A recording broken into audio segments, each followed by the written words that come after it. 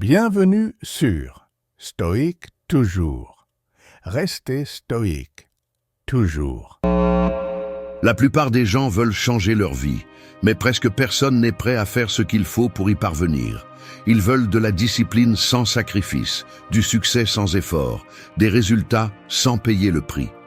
Et ainsi passent les jours, pris dans le même cycle, promesses vides, excuses déguisées en raisons et un confort qui les détruit lentement. Si tu es de ceux qui se lèvent chaque jour en répétant « je le ferai demain », laisse-moi te dire quelque chose. Demain n'existe pas. La seule réalité est cet instant, et chaque seconde que tu perds est un pas de plus vers une vie de regret. L'inaction est la pire maladie de ce siècle, et le seul remède est l'action brutale et immédiate. Peu importe si tu es fatigué, si tu n'as pas envie, si les circonstances ne sont pas idéales. La réalité est celle-ci. Soit tu bouges, soit tu restes en arrière. Il n'y a pas de juste milieu. Et si tu ne décides pas par toi-même, la vie décidera pour toi, et tu n'aimeras pas le résultat. Aujourd'hui, tu vas apprendre ce que signifie vraiment prendre des mesures. Il ne s'agit pas de belles phrases ou de motivation bon marché. Il s'agit de forger une mentalité stoïcienne, de te durcir, de cesser d'être l'esclave de tes impulsions et de devenir le maître de ton destin. Nous allons parler des principes dont tu as besoin pour éliminer la procrastination, mettre fin à la paresse et construire une discipline inébranlable. Alors prépare-toi, parce que je ne vais pas te dire ce que tu veux entendre. Je vais te dire ce que tu as besoin de savoir. 1. Déclare la guerre à ton « je le ferai demain ». Chaque fois que tu repousses ce que tu sais que tu dois faire, tu te plantes un autre clou dans l'attaque de ton potentiel. Tu ne le remarques pas sur le moment. Tu penses que ce n'est qu'un petit retard, une simple décision inoffensive. Mais chaque « je le ferai demain » est une trahison silencieuse à la vie que tu pourrais avoir. Les grands échecs n'arrivent pas avec des explosions, mais avec de petites concessions. Un jour, tu cèdes un peu, le lendemain un peu plus. Et avant que tu t'en rendes compte, tu es devenu quelqu'un qui a pris l'habitude de tout repousser, de justifier son inaction par des excuses bien décorées. C'est ainsi que les rêves meurent, non pas avec un coup fatal, mais avec 1000 renoncements déguisés en confort. La procrastination n'est pas seulement une mauvaise habitude, c'est une stratégie d'autodestruction lente et silencieuse. On ne la ressent pas comme un problème jusqu'à ce qu'on se réveille un jour et qu'on se rende compte qu'on a trop attendu. Attendre la motivation, le moment parfait, le signal approprié. Mais il n'y a pas de signaux. Il n'y a pas de destination, il n'y a que mouvement ou paralysie. Si tu veux vraiment changer, tu as besoin d'un acte de rébellion. Pas contre les autres, pas contre le système, contre toi-même, contre cette partie de ton esprit qui te tire vers la léthargie, qui te murmure qu'il y a plein de temps, que le moment parfait arrivera. Il n'arrivera pas. Et plus tôt tu comprendras cela, plus tôt tu deviendras la personne que tu dis vouloir être. Le stoïcisme enseigne que la discipline n'est pas une option, mais la base d'une vie digne. Il ne s'agit pas de ressentir l'envie, il s'agit d'agir sans en dépendre. La volonté est un muscle, et chaque fois que tu cèdes à la paresse, tu l'affaiblis. Chaque fois que tu décides de bouger sans attendre la motivation, tu la renforces. Le problème est que l'esprit cherchera toujours la sortie la plus facile. Tu trouveras toujours une justification pour ne pas faire ce que tu dois. Mais voici l'astuce, tu n'as pas à négocier avec lui. Tu n'as pas à raisonner ni à débattre avec toi-même. Fais-le simplement. Ne laisse pas de place au doute. Ne laisse pas ton cerveau avoir le temps de te saboter. Si tu décides de faire quelque chose, fais-le immédiatement, sans le remettre en question, sans excuse. Tue l'excuse avant qu'elle ne te tue. Commence par le minimum. Si tu as dit que tu voulais t'entraîner, fais-le, même si ce n'est que 10 minutes. Si tu as dit que tu écrirais, écris, même si ce n'est qu'une seule page. L'objectif n'est pas la perfection, c'est le mouvement. Parce que ce qui arrête la plupart des gens n'est pas le manque de talent, mais le manque d'élan. N'attends pas que ton esprit joue franc jeu. N'attends pas qu'un jour tu te lèves et que tout soit facile. Fais-le difficile, fais-le inconfortable, parce que c'est dans cet inconfort que se forgent ceux qui font la différence.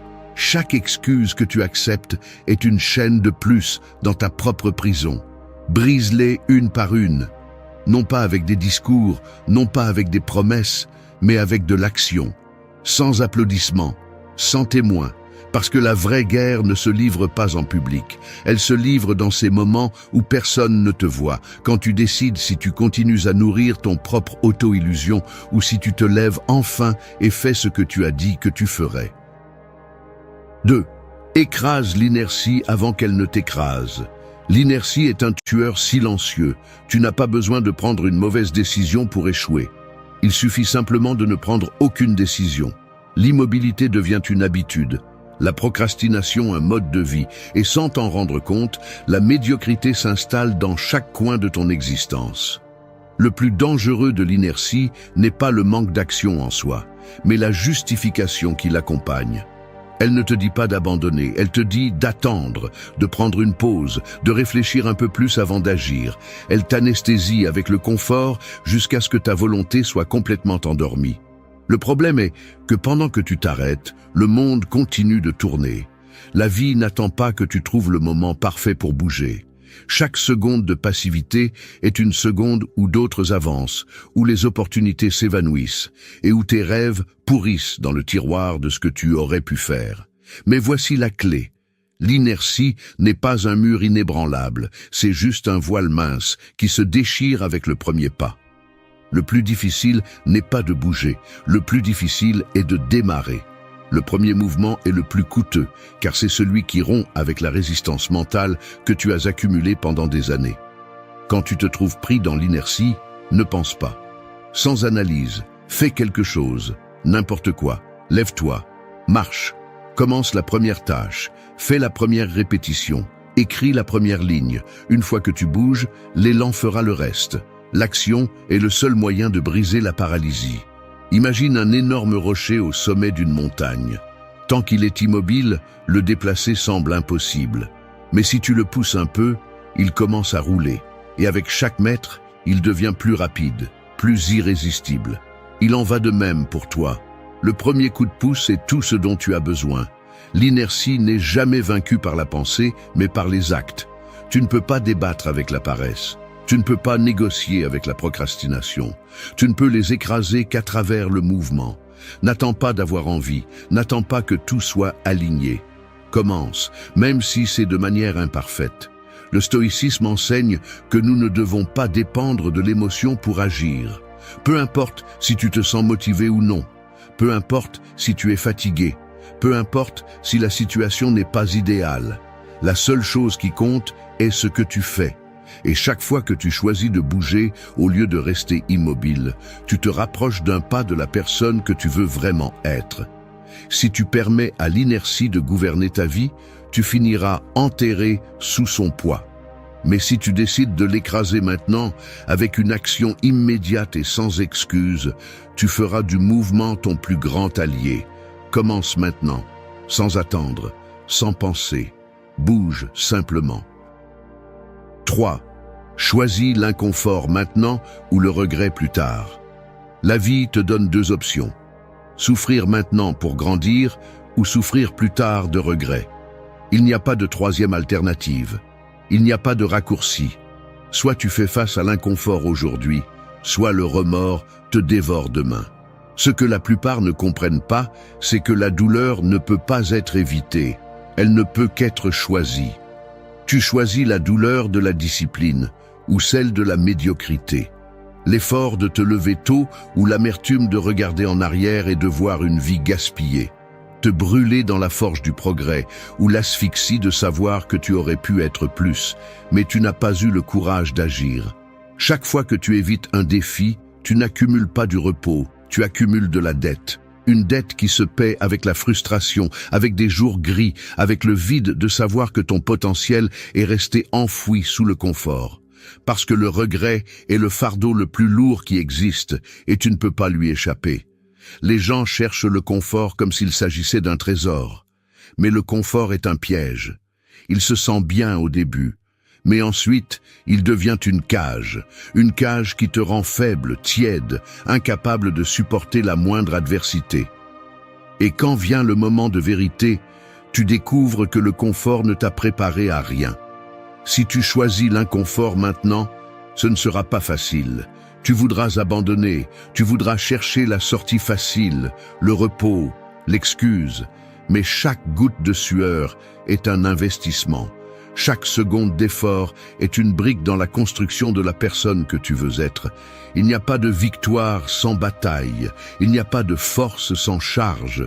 Regarde ceux qui ont accompli ce que tu désires. Ils n'y sont pas arrivés en choisissant le chemin confortable. Ils ne l'ont pas fait en sautant les moments difficiles. Ils l'ont fait en embrassant le sacrifice, en comprenant que la douleur de l'effort est temporaire, mais que la douleur du regret est éternelle. Le stoïcisme nous enseigne qu'il n'y a pas de croissance sans résistance, que l'adversité n'est pas un obstacle, mais l'entraînement nécessaire à la grandeur. Le corps se renforce avec le poids, l'esprit avec la difficulté, le caractère avec l'épreuve. Alors, arrête de fuir, arrête de chercher la sortie facile. S'il y a quelque chose que tu sais que tu dois faire et que tu évites, fais-le maintenant. Peu importe à quel point c'est inconfortable, peu importe à quel point c'est difficile. Choisis la douleur utile. Ne sois pas le genre de personne qui regarde en arrière et dit « si seulement j'avais fait ce qu'il fallait ». Tu ne peux pas échapper à la souffrance. Tu peux seulement choisir pourquoi tu vas souffrir. Choisis l'inconfort maintenant, ou prépare-toi à porter le regret pour le reste de ta vie. 4. Ne sois pas le débris de ta propre indécision, lève-toi et agis. L'indécision est une plaie. Elle ne tue pas rapidement, mais elle te ronge lentement. Elle te vole des années sans que tu t'en rendes compte. Elle te transforme en spectateur de ta propre vie, regardant les jours passer, les opportunités s'évanouir, les gens avec moins de talent, moins d'intelligence et moins d'avantages que toi continuer à avancer, pendant que tu restes coincé au même point. Et le pire de tout, tu sais que tu pourrais bouger, tu sais que tu pourrais agir, prendre le contrôle, changer de cap. Mais tu ne le fais pas. Parce que décider implique un engagement. Parce que bouger signifie accepter que tu ne peux plus te cacher derrière des excuses. L'indécision est l'usine des échecs qui n'ont jamais eu lieu, des rêves qui n'ont jamais été tentés, des vies qui n'ont jamais été vécues. C'est le limbe où meurent ceux qui n'ont jamais eu le courage de prendre des risques. Pense à un bâtiment en ruine. Il n'a pas effondré du jour au lendemain. Il s'est écroulé peu à peu, brique par brique, fissure après fissure. C'est ainsi que fonctionne ton esprit lorsque tu laisses l'indécision s'accumuler. Chaque moment où tu doutes, où tu procrastines, où tu te perds dans des pensées sans action, est un morceau de toi qui tombe. Jusqu'à ce qu'un jour, tout ce qui reste de toi est un débris. Mais cela n'a pas à être ainsi. Tu peux reconstruire, tu peux te lever et prendre la décision que tu as évitée. Peu importe si c'est difficile, peu importe si tu as peur. L'action est la seule façon d'échapper à l'effondrement. Le problème est que beaucoup attendent un signe, une confirmation divine qu'ils prennent la bonne décision. Mais le monde ne fonctionne pas ainsi.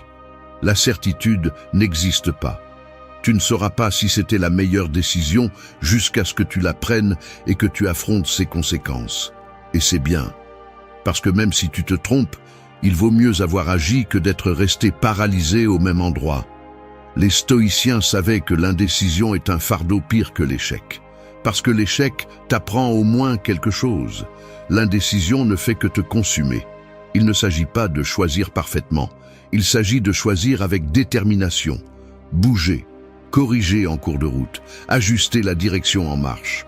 Tu n'as pas besoin de plus de temps pour réfléchir. Tu n'as pas besoin de plus d'opinion. Tu as besoin de bouger. Parce que si tu continues à attendre, le temps décidera pour toi. Et quand il le fera, il se peut que ce soit déjà trop tard. 5. Chaque excuse que tu acceptes est une brique de plus dans la prison de ta médiocrité. Les excuses sont des briques, petites, inoffensives au début. Une seule ne fait pas de mal, 2 non plus. Mais quand tu les empiles jour après jour, elles construisent la prison dans laquelle tu passeras le reste de ta vie. Les excuses n'arrivent pas comme des cris, mais comme des murmures. Elles ne disent pas « abandonne », elles disent « repose-toi ». Elles ne disent pas « Tu ne réussiras jamais. Elles disent « ce n'est pas le bon moment ». Elles t'enveloppent de promesses de confort, te convainquent que tu as tout le temps du monde, que demain sera un meilleur jour pour commencer. Et le pire, c'est que tu les crois. Tu deviens l'architecte de ta propre cage. Au début, ça fait du bien, parce que les excuses te donnent un soulagement momentané.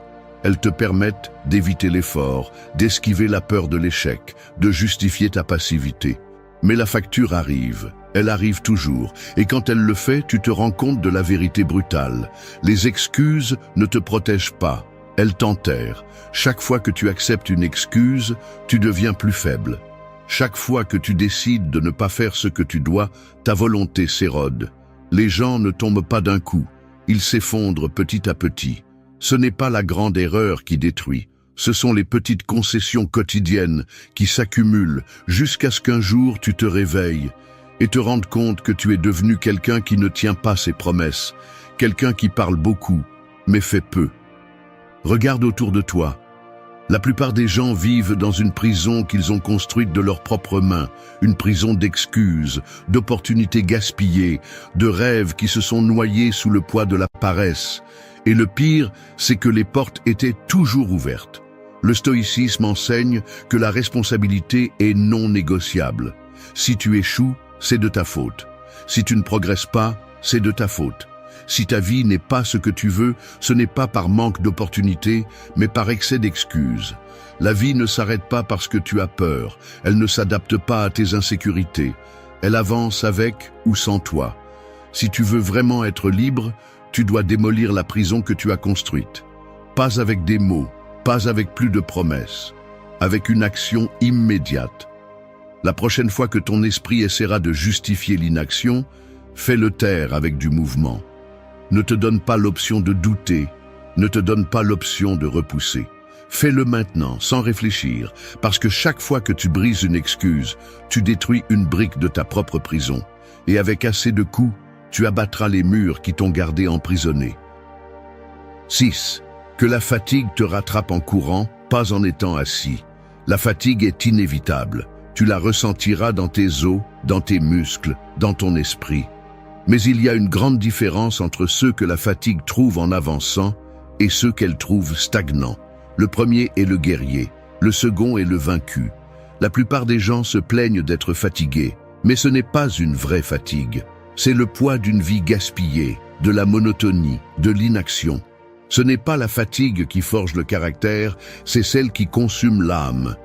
La vraie fatigue est celle de celui qui s'est donné à l'effort, celle de celui qui a poussé son corps et son esprit au-delà des limites. C'est la fatigue de celui qui construit, de celui qui lutte, de celui qui transforme. C'est une fatigue avec des cicatrices de guerre, avec des histoires à raconter, avec des réalisations qui soutiennent chaque goutte de sueur versée. Si la fatigue doit te rattraper, qu'elle le fasse alors que tu cours vers quelque chose qui en vaut la peine. Pas quand tu es assis à attendre que la vie te donne tout sur un plateau. Les stoïciens le comprenaient bien. Nous ne sommes pas fragiles, nous ne sommes pas faibles. Le corps et l'esprit sont faits pour résister, pour supporter la pression, pour surmonter la douleur. Mais seuls ceux qui osent repousser les limites découvrent jusqu'où ils peuvent aller. La discipline ne consiste pas à agir quand tu te sens bien. Il s'agit d'agir peu importe comment tu te sens. Il s'agit de conditionner ton esprit à ignorer les plaintes du corps, à voir la fatigue non pas comme un obstacle, mais comme un signe de progrès. Ceux qui ont accompli quelque chose dans la vie n'étaient pas moins fatigués que les autres. Ils n'avaient pas plus d'énergie, plus de chance ou plus d'avantages. La seule chose qui les distinguait était leur décision de continuer à avancer, même lorsque leur corps et leur esprit leur suppliaient de s'arrêter. Le repos n'a de sens que lorsqu'il y a une guerre à mener. Un guerrier ne s'assoit pas à attendre que la bataille se termine d'elle-même. Il se lève, bouge, attaque avant d'être attaqué. La fatigue va arriver, c'est un fait. Qu'elle te trouve en mouvement, pas en paralysie. Quand elle arrive, qu'elle te voit usé, trempé de sueur, avec les mains pleines de cicatrices de l'effort. Pas enfoncé dans le confort, sans avoir bougé un seul doigt pour ce que tu veux vraiment. Si tu vas tomber épuisé, que ce soit parce que tu as tout donné, Si tu vas être épuisé, que ce soit pour quelque chose qui en vaut la peine, parce que seuls ceux qui embrassent la fatigue avec honneur sont ceux qui construisent vraiment quelque chose de grand. 7. Ce n'est pas de la magie, ce n'est pas du talent, c'est de la discipline multipliée par le temps. Le monde veut vous faire croire que le succès est une combinaison mystique de talent inné et de chance, que certains naissent avec une étincelle spéciale, avec un don inatteignable, avec quelque chose qui les sépare du reste. Mensonge. La vérité est plus simple et en même temps plus brutale. Ce n'est pas de la magie, ce n'est pas du talent, c'est de la discipline multipliée par le temps. La plupart échouent parce qu'ils cherchent des raccourcis. Ils veulent les résultats, mais pas le processus. Ils veulent la récompense sans payer le prix. Ils cherchent des astuces, des formules secrètes, des conseils miraculeux qui les mèneront au sommet sans parcourir le chemin. Mais il n'y a pas d'échappatoire, il n'y a pas de route alternative, il n'y a que la répétition, la sueur et la constance. Le talent n'est rien sans travail. C'est un potentiel inexploité, une promesse vide, un feu qui s'éteint avant de brûler. La discipline, en revanche, est ce qui transforme la médiocrité en grandeur. C'est ce qui sépare ceux qui essaient une fois de ceux qui essaient 1000 fois jusqu'à bien faire. Il ne s'agit pas d'inspiration, il s'agit de répétition. Faire quand on s'ennuie, faire quand on n'a pas envie, faire quand tout en vous veut arrêter. Parce que chaque jour où vous avancez, même d'un centimètre, vous vous rapprochez de ce que d'autres n'atteindront jamais. Le monde est plein de personnes talentueuses qui n'ont jamais rien accompli. Parce que le talent sans discipline est comme un couteau sans tranchant. Inutile. Il est également plein de personnes sans compétences extraordinaires qui, avec des années d'efforts constants, sont devenus des géants. Les stoïciens savaient que le contrôle de soi est le véritable pouvoir. Celui qui maîtrise son esprit, son corps et ses habitudes, maîtrise son destin. Il ne s'agit pas d'avoir le meilleur départ, mais d'avoir la capacité de continuer lorsque les autres abandonnent. Faites-le un jour, faites-le 2, faites-le 100. Et quand vous pensez en avoir fait assez, faites-le 1000 fois de plus. La répétition forge des empires, crée de la force, transforme la volonté en acier.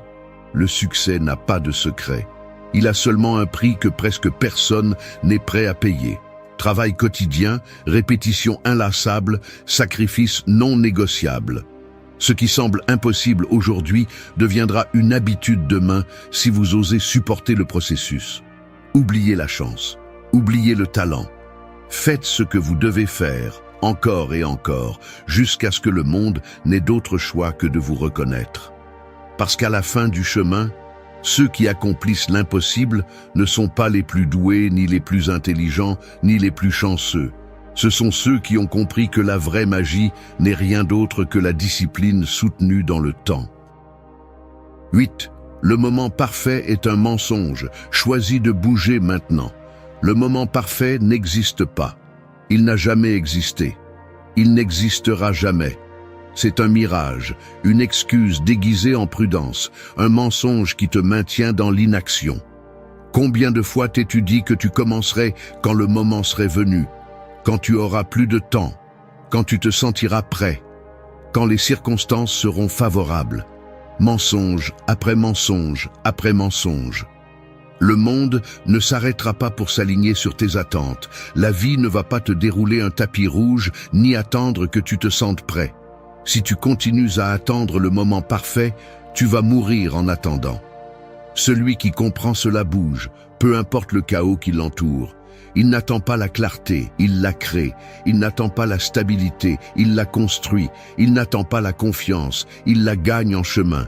Si tu réfléchis trop avant d'agir, tu perds ton temps. Si tu analyses chaque possibilité, tu finis paralysé. Si tu cherches la certitude absolue, tu vas découvrir qu'elle n'existe pas. Les bonnes décisions ne sont pas prises avec des garanties, elles sont prises avec du courage. Le moment parfait est un poison lent. Il te donne une fausse sensation de contrôle, te fait sentir que reporter fait partie de la stratégie, alors qu'en réalité, c'est juste de la peur déguisée en planification. Les stoïciens le comprenaient bien. Le seul temps que tu as est maintenant. Pas après, pas demain, pas dans un futur idéal où tout s'emboîte parfaitement. Maintenant. N'attends pas que les conditions soient optimales. Elles ne le seront pas. N'attends pas de te sentir prêt. Tu ne le seras pas. La seule façon d'avancer est de décider que ce moment, aussi chaotique soit-il, est le moment où tu passes à l'action. Parce que la perfection est un piège qui attrape les faibles. Ceux qui ont accompli quelque chose dans la vie ne l'ont pas fait en attendant le moment idéal.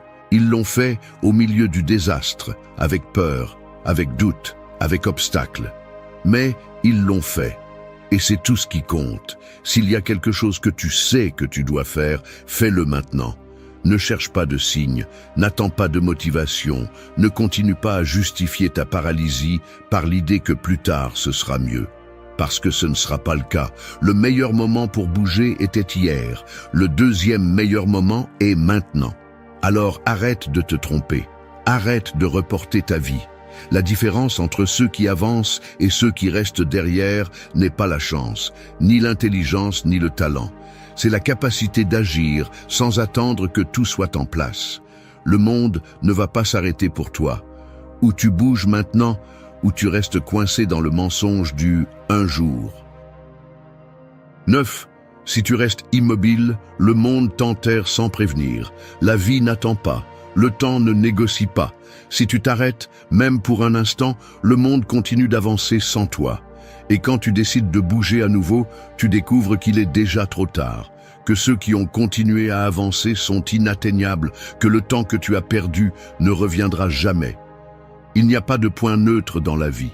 Soit tu avances, soit tu recules. Il n'y a pas de pause, pas de véritable repos. Chaque jour que tu passes sans agir est un jour qui s'accumule contre toi. Un jour qui te rend plus lent, plus faible, plus insignifiant. La plupart des gens pensent que rester immobile est une option inoffensive, que ne rien faire n'a pas de conséquences. Mais ça en a.